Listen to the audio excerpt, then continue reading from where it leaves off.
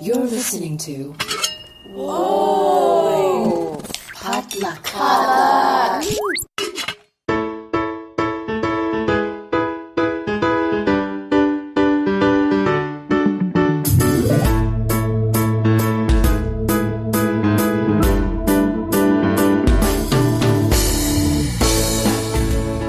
And welcome to another episode of Books and Boba, a book club and podcast featuring books by Asian and Asian American authors.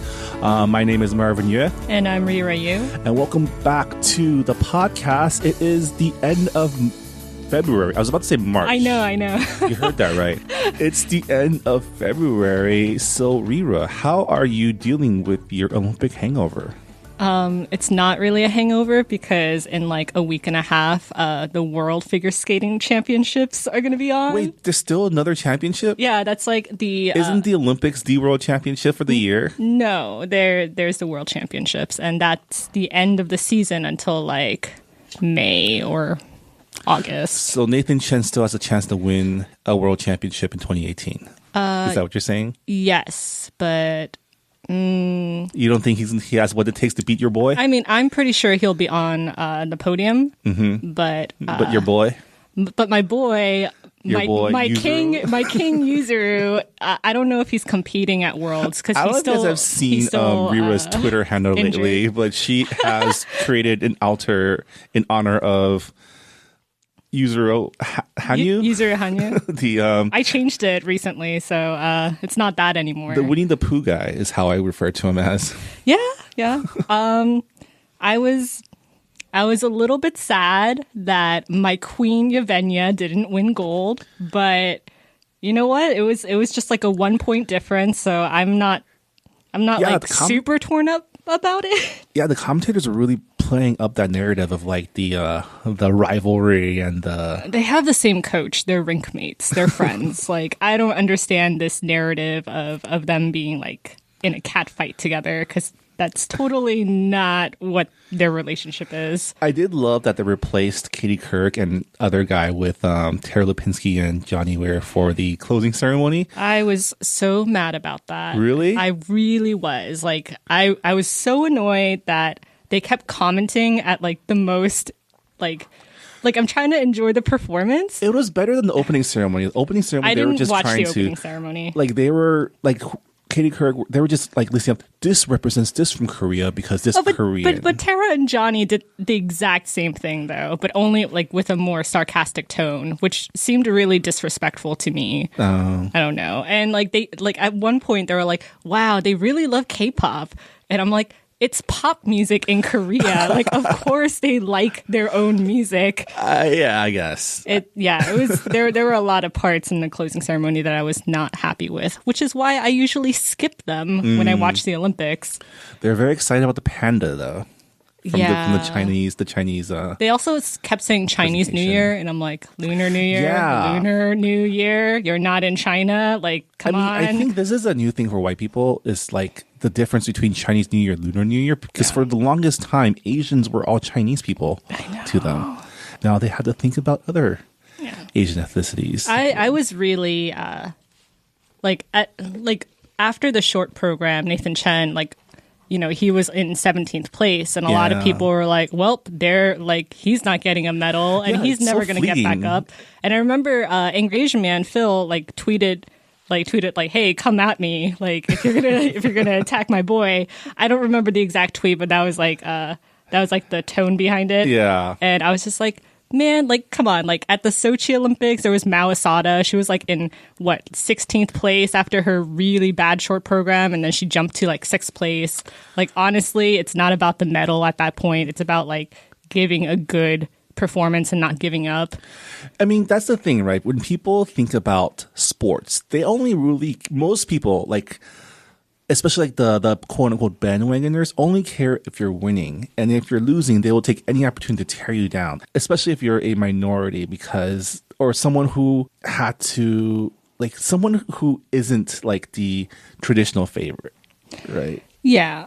I mean, Nathan Chen like he's only been skating in like the senior level for like 2 years, so he's very He's super young. So the fact that people were like, "Oh, he's a has-been," I'm like, "What are you talking about?" Like he just started his career. He's only gonna get better. He's probably gonna do like, what is a 5 version of a quad? Like the fiver. He's gonna do the first fiver.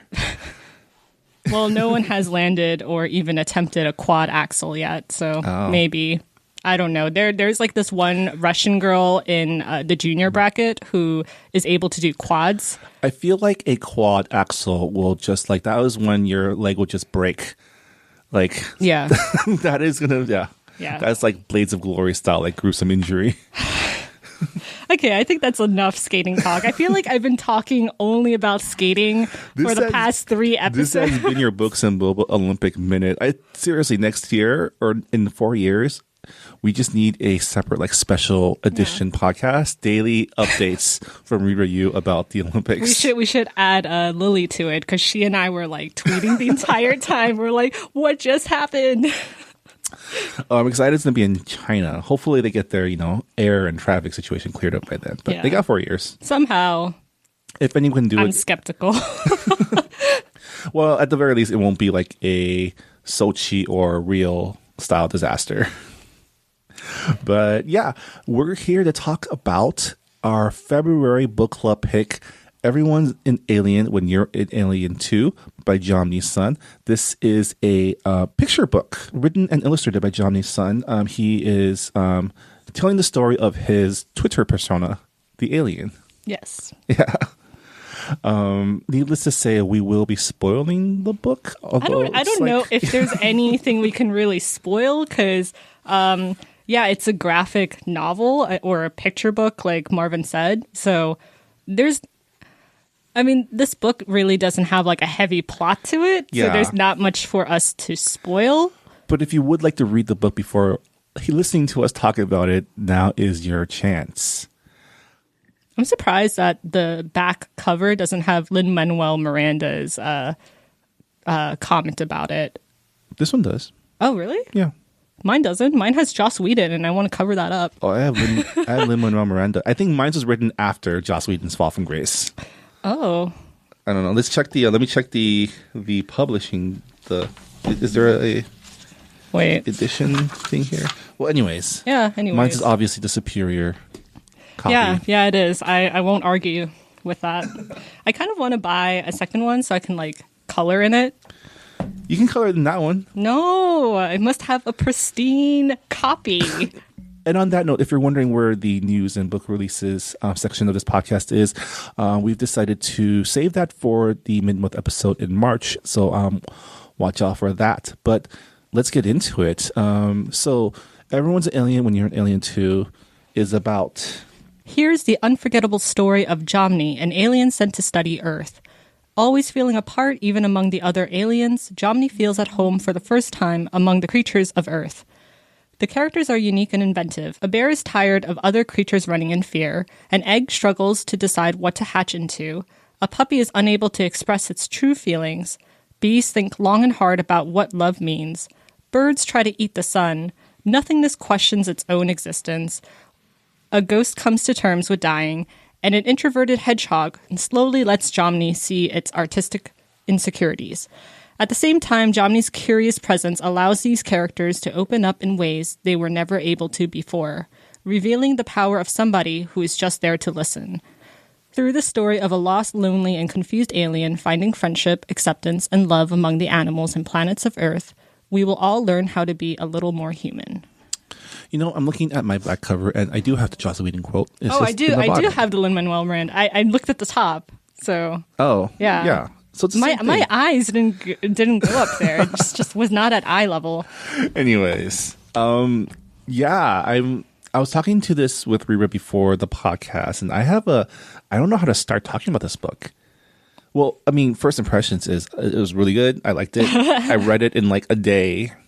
I finished it in like 20 minutes, and then I took a break for a while, and then I went back and read it the second time because I was wondering if all the feelings that I had reading it the first time, I wonder if it was like a one-hit thing. Yeah. Yeah, but I read it again, and actually like all the feels hit me harder the second time, because I think I absorbed it a little bit more and took my time more. It's interesting how Jomny is able to comment on a lot of very human emotions, thoughts, behaviors through the eyes of these animal companions that Jomny, the alien, meets. I mean, there's so many characters and they all have their own issues. I mean, you know, whether or not you want to be spoiled, like that whole like book jacket description pretty much spoiled every single plot point in the in the book, but it's still worth like taking a look at. Yeah. Like I heard that this book is like maybe like a third of it is from his tweets, but everything else is new material. So for the people out there who are worried that this is just like a copy of just like Twitter threads, it's not. I think Jomny did a really good job kind of like fitting everything together, like fitting all of the philosophical and like existential and optimistic messages. Yeah, so I guess let's start with what was your favorite storyline in the book? Well, I actually really liked all of the storylines. They were all very relatable to me. I think the closest one that was relatable to me was the hedgehog. The hedgehog and the Arthur otter. Yeah. Right? Like, I mean, to give background, this is a hedgehog that wants to be an artist, but doesn't know how and just thinks they're not good enough. And they talk to an otter who is a self-proclaimed auteur and just like creates art and is very, very highfalutin about it, but also very like real. Like he doesn't keeps care. It real. Yeah. There were like a couple quotes that I really liked in the hedgehog storyline, and one of them was the hedgehog saying, "I don't know how to make art. I'm so inspired by everything that I'm too afraid to do anything. I can't even appreciate any other art anymore because I am too sad that it will always be better than anything I will ever make. If art is supposed to inspire, then why does it make me feel like an empty room?" And I was just like, truth, man, truth. Yeah, it's a very relatable feeling that like you have all this stuff you want to say.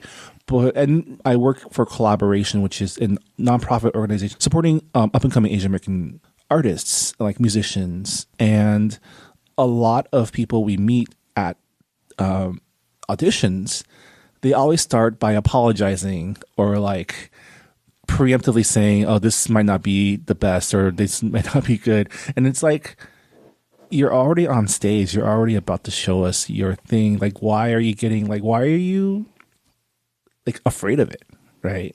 I mean, I think that is like especially the case with people who come from marginalized backgrounds, because we're always told that like there's only one spot, you know, there can only be one, so you have to be the best. And of course, like when you apply for like grants and fellowships and whatnot, like there's that like spirit of competition of like, I need to beat out all of the other Asians. And so like it's understandable about feeling apologetic about your work. And also I feel like when you're starting out making your craft, there's always there's a character, I think it's the owl who kind of has imposter syndrome. Totally has imposter syndrome. Yeah, but I think it's definitely like the case with artists who are starting out, who are just like, my art is not good. I have so much to learn, and everybody else is so much better than me. How can I ever measure up? And those are themes that are very relatable. Yeah, what the owl is, you know, the owl is an owl, but doesn't know if they're really an owl, because they've never met any other owls like them. And so they go around questioning whether or not they're actually an owl until they meet another owl who essentially has the same worries, like another owl who's not sure if they're an owl or not. And then the owl says, "Oh, so I'm not alone. So I'm not the only one that feels this way." Yeah. I pulled out a quote that the owl says, and he says, "I don't really know. Everybody calls me wise, and I have tried to learn very much about the world, but I don't feel very wise. And I know that owls are supposed to be wise, so then I don't feel very owly enough to be an owl."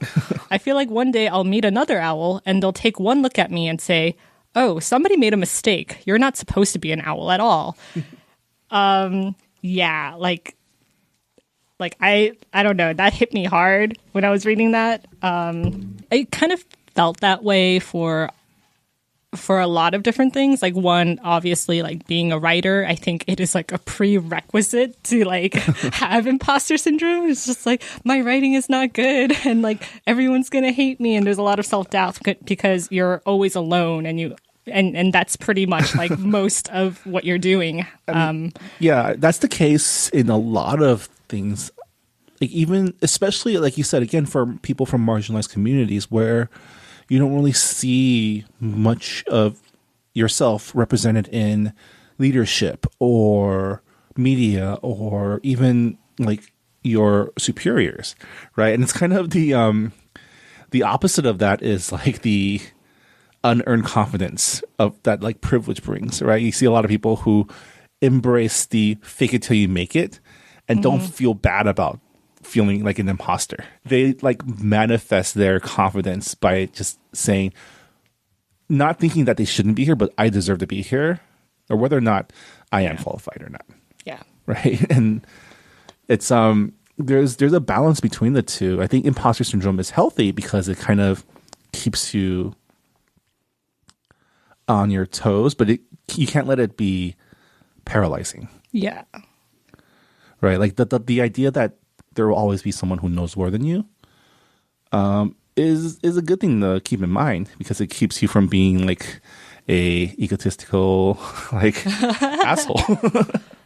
I mean, like for me, like personally,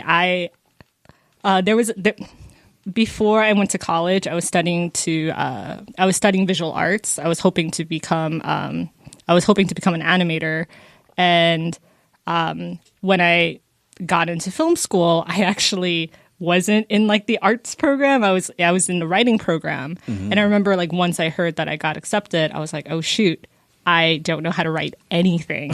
So I need to like study up. I need to make sure that like I do my homework because once I get there, everyone's going to know that I'm like really bad. Yeah. And that I'm not going to measure up. And like, it's not just like with writing or art. It's like a universal thing that everyone feels at some point. I mean, I felt that way before I started doing podcasts. I was like, I know the steps, but can I really call myself one? You know? It's funny. It's funny how you mentioned that because like when I announced that I wanted to form a book club for just Asian and Asian American books, and Marvin said like, oh, let's do a podcast on it, and I said yes, like within 2 or 3 minutes after seeing his Facebook comment. And then after I said yes, I like freaked out.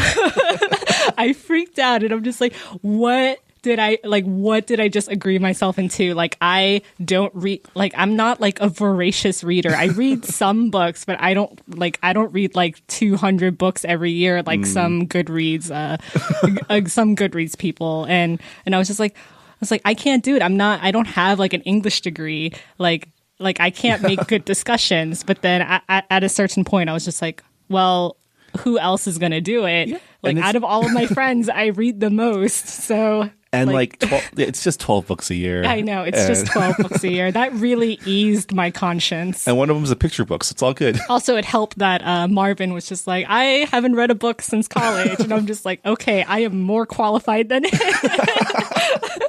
Well, I mean, that is perfectly the story of the hedgehog and the otter, right? The hedgehog they're stressing about whether or not they can be an artist, whether or not they can actually become one. And the otter's just like the otter says, creativity needs constructs, my dear. When constraints get tighter, you will find more opportunities to be creative, which is not helpful at all when someone is stressing out about it. But it's like, the last thing I need is someone reminding me that deadlines are good. And I'm just like, no, it's not. No, it does not feel good. But I've had those feelings of like, look at how easy people make like creating look.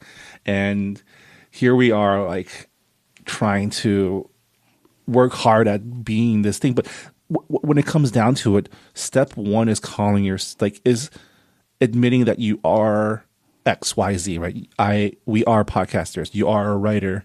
And once you admit that, you don't have to say I'm the best, but once you admit that's what you do, then it becomes easier to like justify all the work you're putting into. Yeah. I don't remember the exact quote, but the author, he mentions that like you have to work on your craft. Like everything that is in your brain, like the vision inside your head, like you're trying to translate that, and it's okay if it doesn't come across perfectly in like the first or second attempt. Like as long as you work on your craft, someday that vision will be translated in the way that you want it to. Yeah. And it really reminded me of Ira Glass, because he had that he had that whole spiel about like working on your craft until it's good enough for your vision.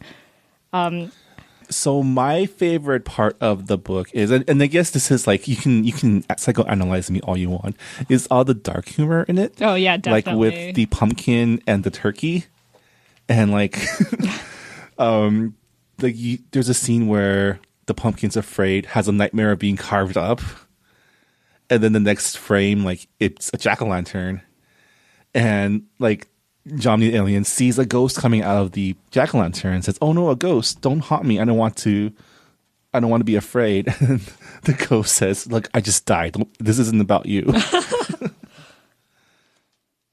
Yeah, I really did like the character of nothing being like N capitalized. It was just like a weird thing to add like to the cast of characters, but I really liked how Jomny executed it. I liked how nothing was actually pretty needy too. Yeah, like needy and wanting to get recognition. Yeah. And once he gets it, like everyone's just like, bye. and there's that lovely quote about like, oh, everybody achieves greatness. It's just the size of the audience that is different. And yeah, like it was really striking, and it was also really funny whenever nothing popped up. Yeah, and he's like, "Who's talking to me?" He's like, "Silence is the best music. How come no one agrees with my opinion?" It's like, I don't know. Maybe it's because it's hard to listen to. It's like, and then there's also the turkey, who is like the opposite of the pumpkin, who seems to just like be accepting of his fate that he's gonna die, and he wants to give up his like last bits of wisdom, and then just disappears. And Jomny's like, "What happened to that turkey?" We ate him. That's what happened. I had a picture of that. Hold on. I really like the theme of friendship in this book, because you see it in various forms. Like when Jomny the alien is meeting all of these animals and creatures, he's like, "I want a friend. What is a friend?" And he's always like constantly reaching out to these creatures, and it really the title is "Everyone's an Alien When You're an Alien Too." Yeah. And I think everyone at one point has felt like an alien, has felt like an outsider, because especially now with Instagram, where you're like scrolling through and you're like, wow, everybody's so beautiful and rich and like having a fun time. Why am I out here? Yeah. I mean, even in the book, in the beginning, Jomny the alien is already an outcast amongst the other aliens.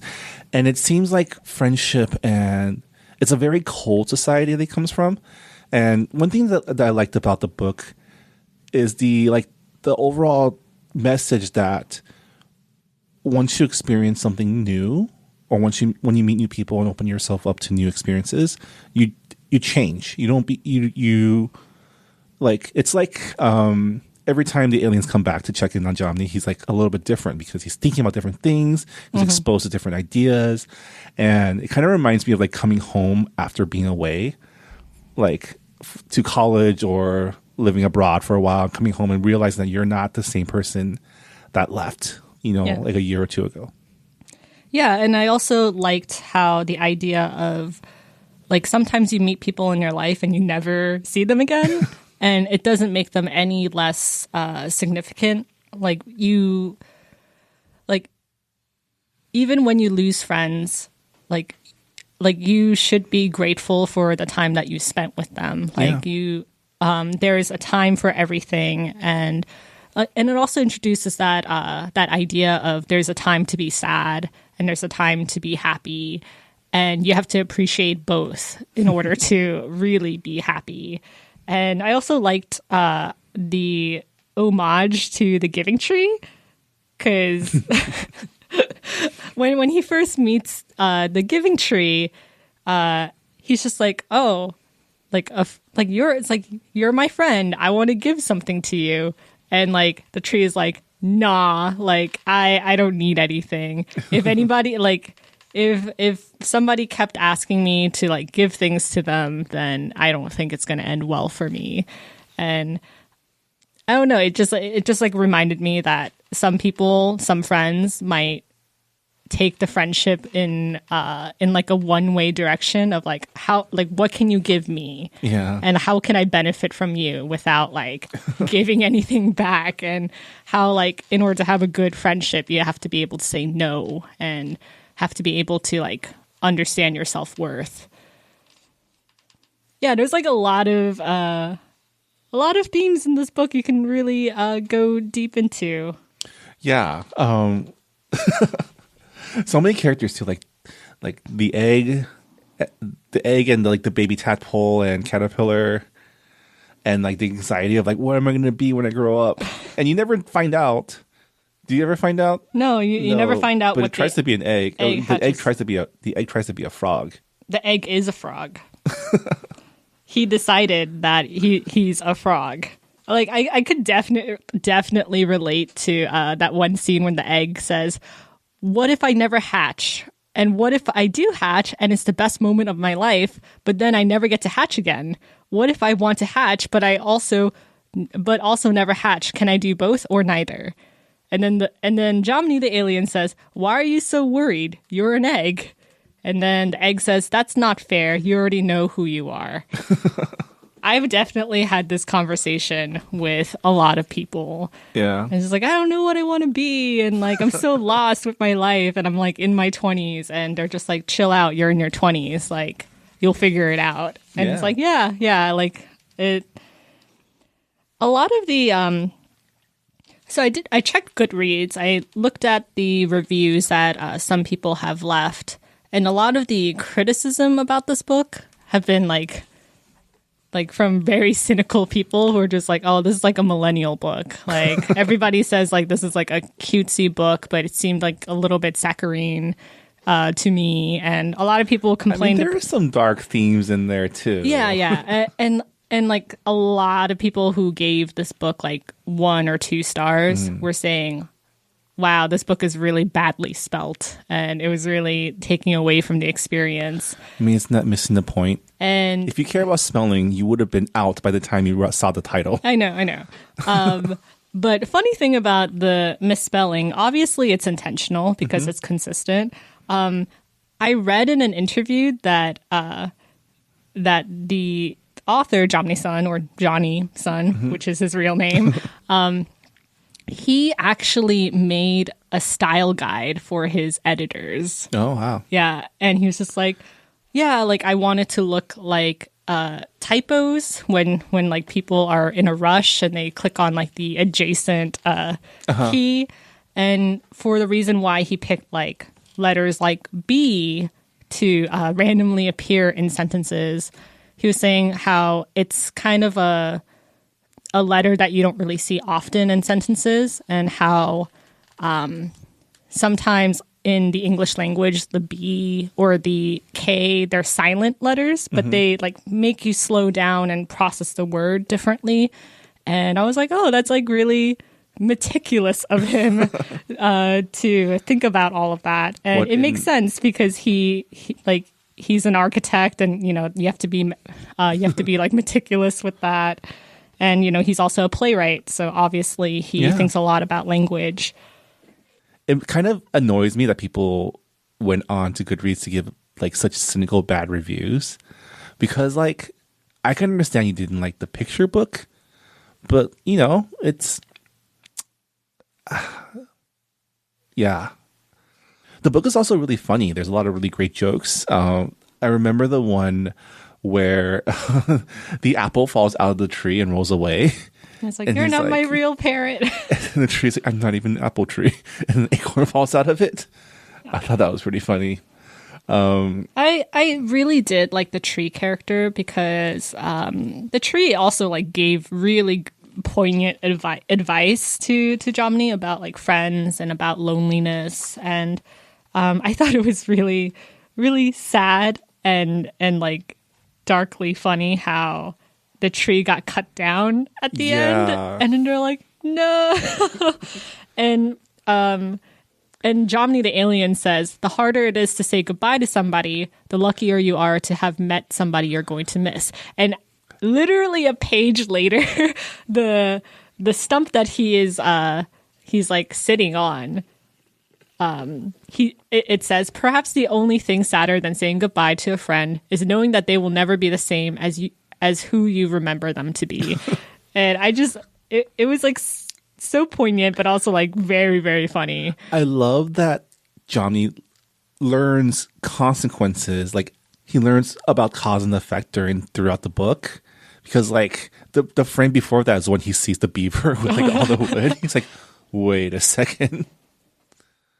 I really like the beaver character too, because we all know that somebody who like is always throwing themselves into work and they're never available whenever you like ask them to hang out with you. Yeah. And they're busy. They're always busy. They don't know why they're busy. They just know they have to be busy all the time. Which goes to show nothing is important. It's important to do nothing and to just kind of like sit in your own quiet space. Yeah. Yeah. There's also the dog that wagged his tail so hard that he flew. Yeah. That was cute.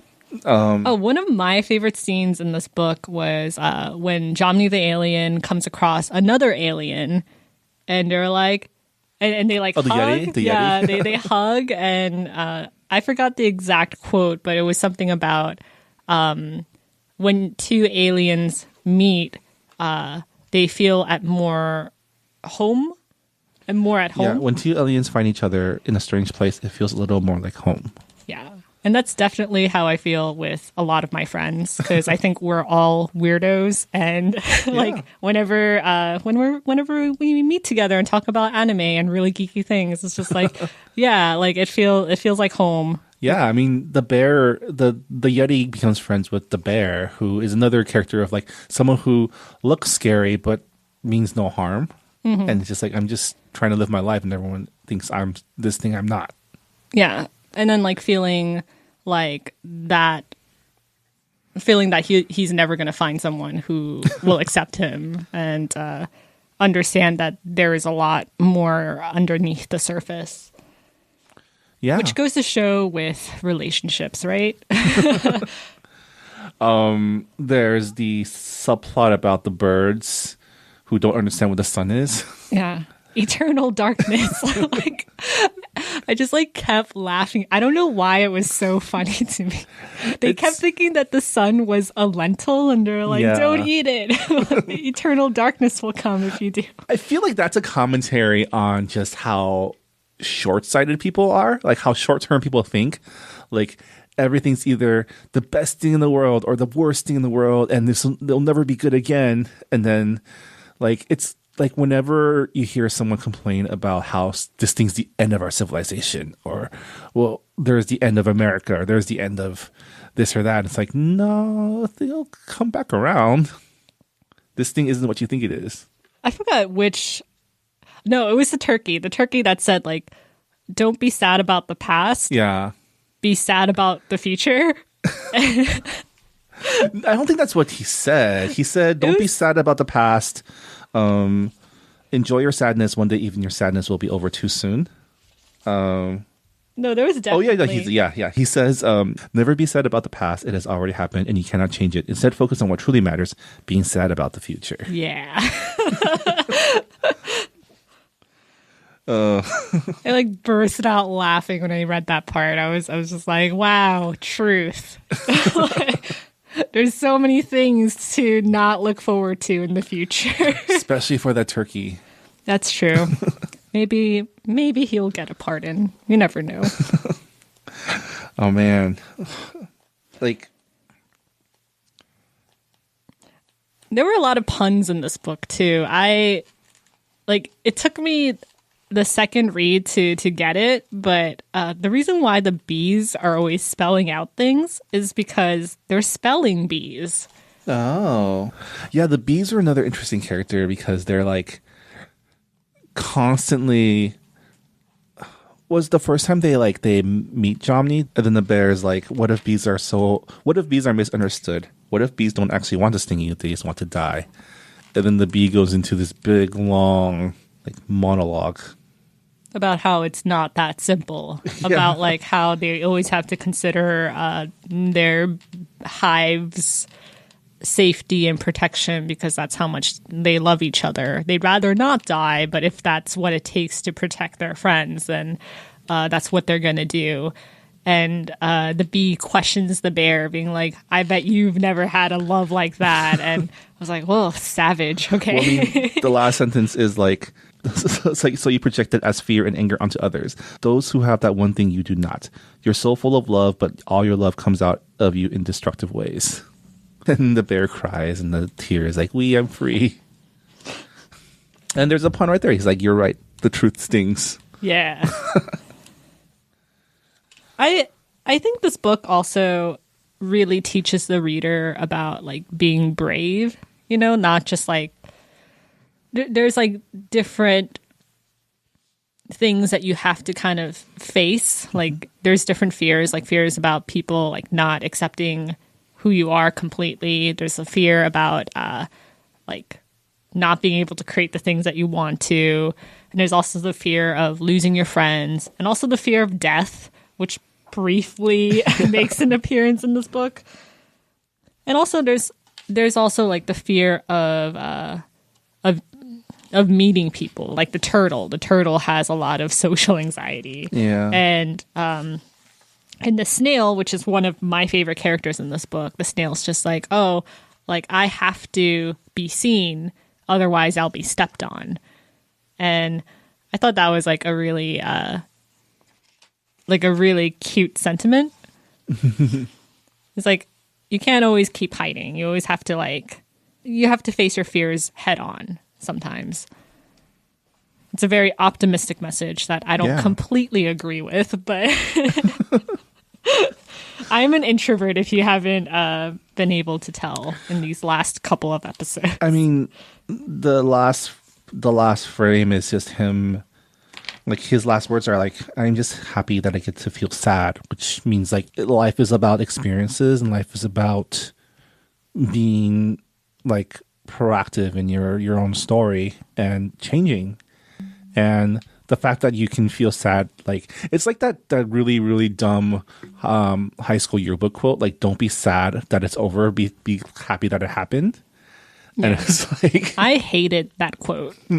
I would always see it floating around Tumblr or whatever, and I'm just no, let me be sad. But it's just the fact that you're feeling sad about it means that it affects you in some way. It was an important part of your life. And I thought it was really funny that he thought that all the animals he was meeting were humans. And then the animals are all the humans are dead. They actually foreshadowed that in the in one of the frames where he's trying to make friends with everybody. He's learned what friends mean. And he finds a skeleton. He goes, hi, friend, you used to be a baby. And then the tree's maybe stay away from that friend. I really like the snail because the snail was super optimistic about everything. The first time Jomny meets the snail goes, Jomny asks the snail oh, so who are you? And then the snail says, oh, gee, well, nobody has ever asked me about myself. Well, I guess everybody tells me I am too small and too slow to make a difference in this world. But I am making a difference in my own world, and I hope that is enough. I was oh, it's so happy. And yeah, it's a glass half full way of looking at things. And towards the end, the snail built a bouncy castle for Jomny the alien as a farewell gift. And he's hey, I know you're sad, but I built you this bouncy castle. So are you going to take off your shoes or what? And it's just like I am definitely not an optimistic person, and I definitely found those snippets that the snail was in to be like very cute and like I don't know, like this entire book was like an energy booster. It's like I'm a very pessimistic person, so like when I was reading this book, I was like, oh, I'm smiling. Like this is making me happy. And I mean, it's cute. It's super cute. There's a lot of really good messages, and I think what is really great about it is you can relate to one or many of the animals because they're personifying things that I think everyone thinks about. You know, everyone thinks about death. Everyone thinks about whether or not they're worth anything. Everyone thinks about friendship and being existential lonely. crises. And at the same time, he also inserts like little snippets like this, which is like, here's another way to look at things. Here's like a lot of what this book is giving you alternative takes on a lot of different issues. Like, here's one way to look at things, but here's another way to look at things. Yeah. And I know that like a lot of people who did not like this book said that was a problem because they were like, oh, I would have preferred like a stronger storyline. I would have preferred more consequences. And I'm just like, but that's not what this book is about. This book is about, I don't know, like I wouldn't say like putting a mirror in front of you, but it's definitely like a book that's not meant to be taken like so seriously. It's, I don't know, like I read this book twice and I'm pretty sure that I will read it again in the near future, just when I'm feeling down. And I think that's kind of what this book is. It's not meant to be like some sweeping novel. Like, why did you buy this book thinking that it would be a sweeping novel? Yeah, I mean, there's typos in the title. There were clues, people. And it was good to see that like there wasn't really like his message is, or what I think his message is like everything matters, right? Like every interaction, every thought, the way you think, the way like you perceive things. Everyone is different, but everyone's perception is important. Yeah. Everyone's problems are important. There was one quote I really liked, and it was when the caterpillar was in its cocoon, and Jomny's like, "What's wrong?" And I think it was the tadpole that says, sometimes a caterpillar stays too long in its cocoon and never becomes a butterfly.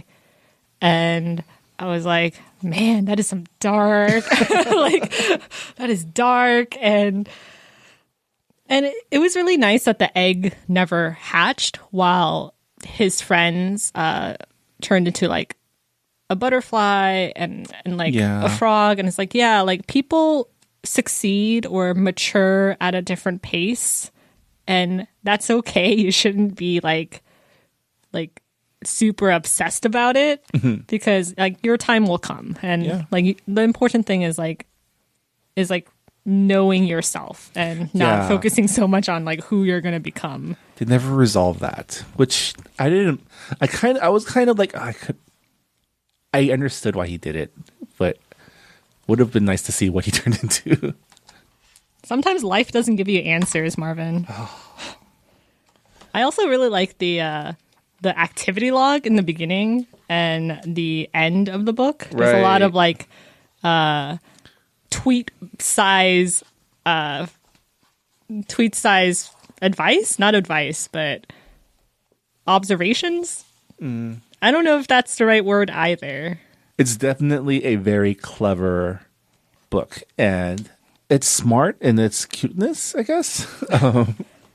What did you think about the art? Because this is very different from, I would say, like other graphic novels where like there are panels and and also like more details. Because like the art style is very minimalistic. And it's like doodles and very cutesy.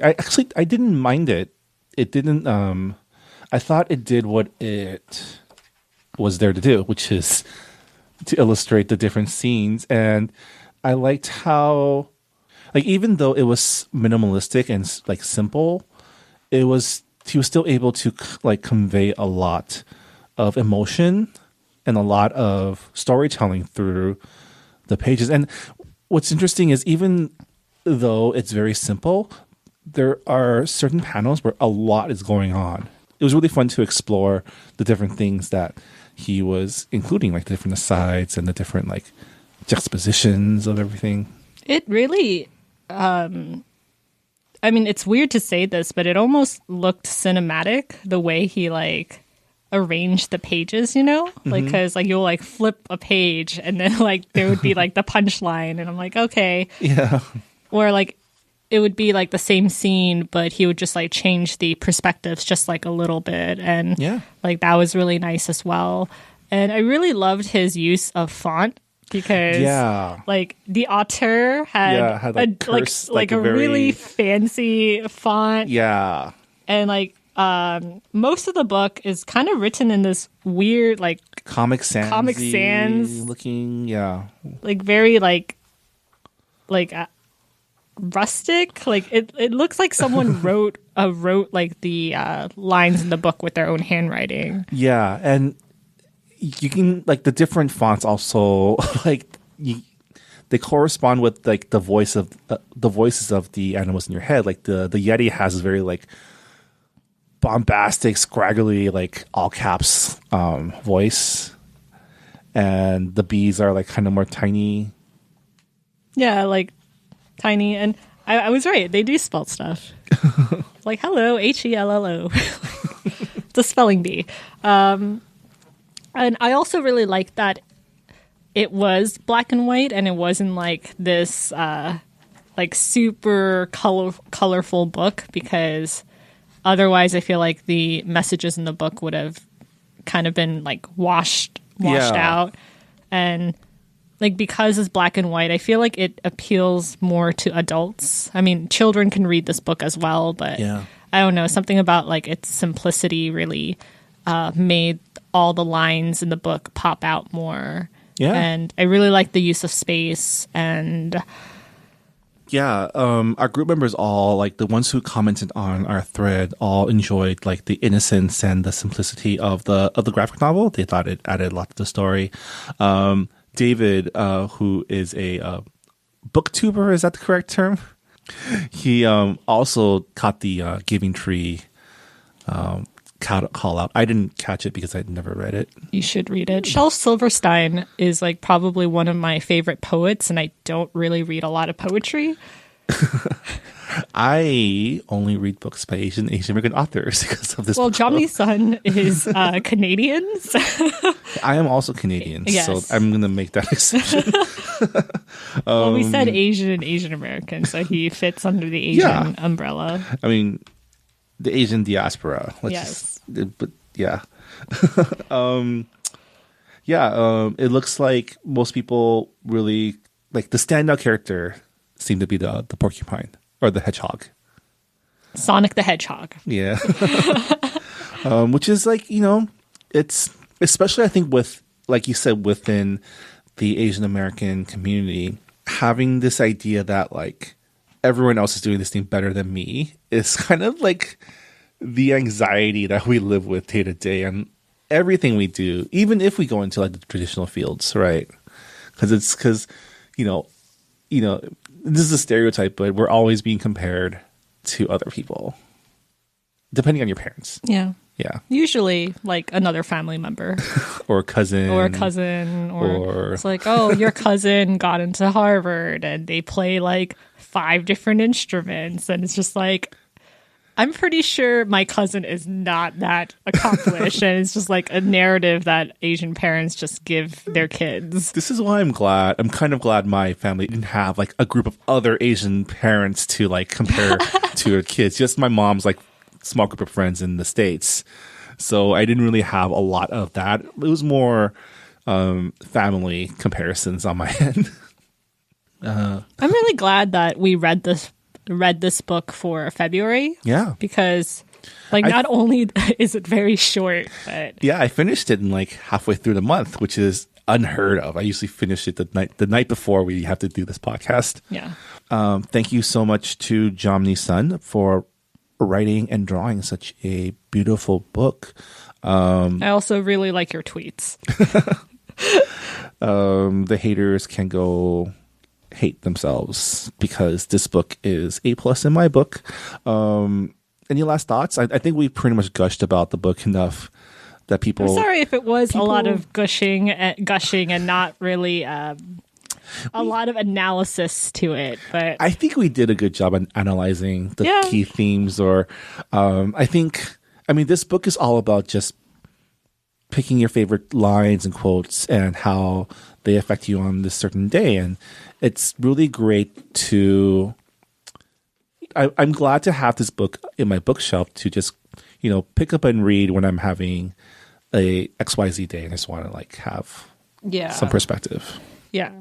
And on that note, I guess that'll do it for our discussion. Hopefully, you all had a good time listening to us reminisce about our favorite moments of the book. If you have your own favorite moment, your favorite line, your favorite frame or page, please sound off on our Goodreads forum. We have a thread going about the February book club pick. And now that we have this podcast out, we'd love to hear what you thought about Everyone's an Alien When You're an Alien Too. With that said, our March pick is What Lies Between Us by Naomi Munawira. And it's a crime fiction novel. I believe it begins with a woman who is in prison and she kind of reminisces about her past. Oh. So it starts off very interestingly, and I'm really curious as to what other people think about it. I think the author is also Sri Lankan, so that's also pretty great. I don't want us to keep reading just East Asian authors, although we have read South and Southeast Asian authors as well in the past, but definitely always looking to diversify our own reading list. I'm excited to read is this our second or third crime novel? I think it's our second one. It's our second one. Yeah, first one was Suspect X. Sometimes it's really hard for me to remember what genres we have read because I'm always reading my own stuff. And it's just I'm reading 2 other crime novels right now. So it's we haven't read a crime novel in book club for a while. And I'm excited and hope you guys all are too. So and as always, we also want to give you a heads up about our April book club pick. Rira, what are we reading for April? For April, we will be reading another nonfiction book. We haven't read a nonfiction book in a while, and it's One Day We'll All Be Dead and None of This Will Matter by Scotchy Cole. Is that by the turkey? The turkey from Jomny's book? I was Turkey? What? Turkish author? No. The fatalistic turkey. No. Scotchy Cole is, I think she's one of the BuzzFeed producers. And I've seen this book kind of float around in the Goodreads forums for a while now. I heard it's super funny, and it's pretty much a collection of essays about her growing up as a daughter of immigrants, and also just her quirky observations about the entertainment industry. So it'll be fun to read another nonfiction book because we haven't done that in a while. Great. And as always, please join our Goodreads forum to interact with us and to chat about your favorite books, whether it's a book club pick from Books and Boba or your own favorite Asian American authored books. We always love to hear from you, and it's always great to see the book. It's always great to see the Goodreads group grow. So if you are new to the book club, please introduce yourself in the welcome thread. We'd love to learn more about our listeners, our members, and what you guys are up to. Yeah, and if you like this episode or any other episodes that we've recorded, please leave us a review or rating on iTunes. If you did not like this episode, please leave a 5-star rating and write your complaint. Thanks a lot for listening to this episode of Books and Boba. Stay tuned for more episodes coming out in March. Again, we're going to go over our March new releases and book news in our mid-March episode, and we're going to try to get a interview or two from authors and members of the publishing world for you as well. So lots of cool stuff to look forward to in the month of March. So thanks for listening, and we'll see you all next time. Bye. Bye, guys.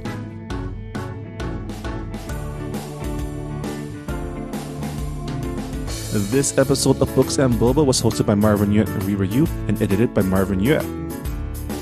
Books and Boba is a proud member of the Potluck Podcast Collective, a collective of Asian American hosted podcasts featuring unique voices and stories from our Asian American community.